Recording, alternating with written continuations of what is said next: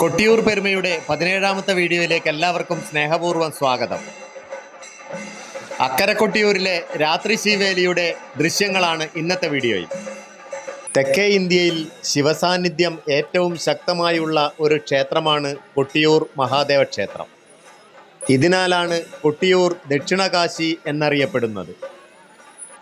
പുരളിമലയിലെ കട്ടൻ രാജവംശത്തിൻ്റെ അധീനതയിലായിരുന്നു ഈ ഗ്രാമം. അക്കാരണത്താൽ കട്ടിയൂർ എന്നറിയപ്പെട്ടിരുന്ന ഈ പ്രദേശം കാലാന്തരത്തിൽ കൊട്ടിയൂരായി മാറി.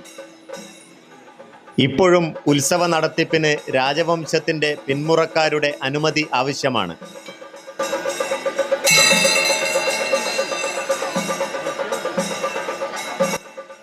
മൂത്തയാളും ഇളയാളും യഥാക്രമം വലിയ മുത്തപ്പൻ, ചെറിയ മുത്തപ്പൻ എന്നീ പേരുകളിലാണ് അറിയപ്പെടുന്നത്. തിരുവഞ്ചിറയുടെ നടുക്കായിട്ടാണ് സ്വയംഭൂവായ ഭഗവാന്റെ മണിത്തറയും ദേവി ആത്മാഹുതി നടത്തിയ അമ്മാറക്കല്ലും. മറ്റ് ഒരിടത്തും കാണാൻ കഴിയാത്ത ആചാര വൈശിഷ്ട്യങ്ങളും പ്രത്യേകതകളും കൊട്ടിയൂർ ഉത്സവത്തിനുണ്ട്.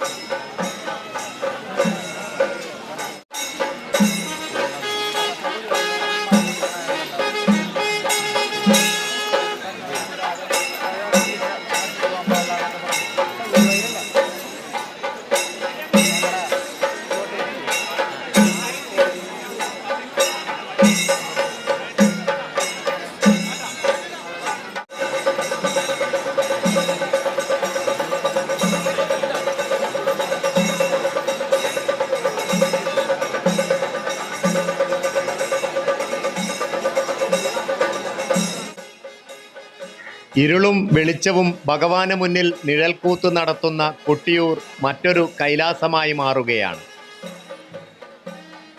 ഭക്തന്റെ മനസ്സിൽ ഈശ്വര ദർശനമെന്ന ഒരേ ഒരു ആഗ്രഹം മാത്രം.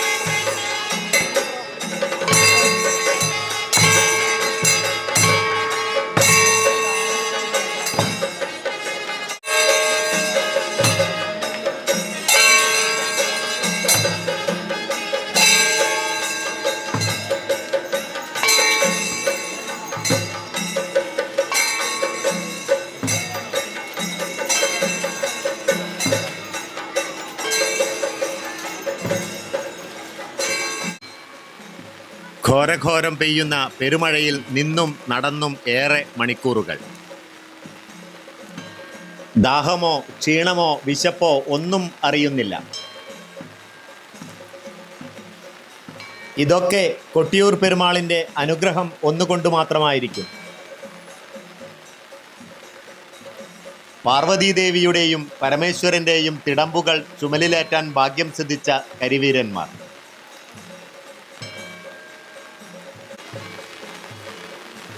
ഓരോ ചടങ്ങിനോടും അവർ കാണിക്കുന്ന സഹിഷ്ണുതയും അർപ്പണവും തെല്ലൊന്നുമല്ല നമ്മെ അമ്പരപ്പിക്കുക.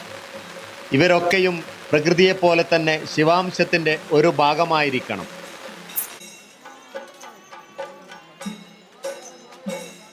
കാലചക്രത്തിൻ്റെ രഥവേഗം കുറഞ്ഞിരിക്കുകയാണ് ഇവിടെ. എല്ലാം ഒരു മായ പോലെ വിസ്മയകരമാണ്.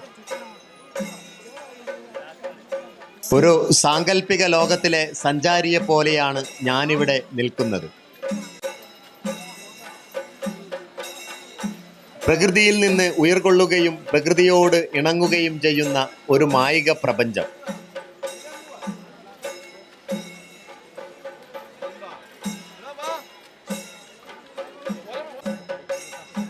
ഈശ്വരനെ തേടിയെത്തുന്ന മനുഷ്യന് പല രൂപത്തിലും തൻ്റെ ദർശനം നൽകുന്ന ഭഗവാൻ.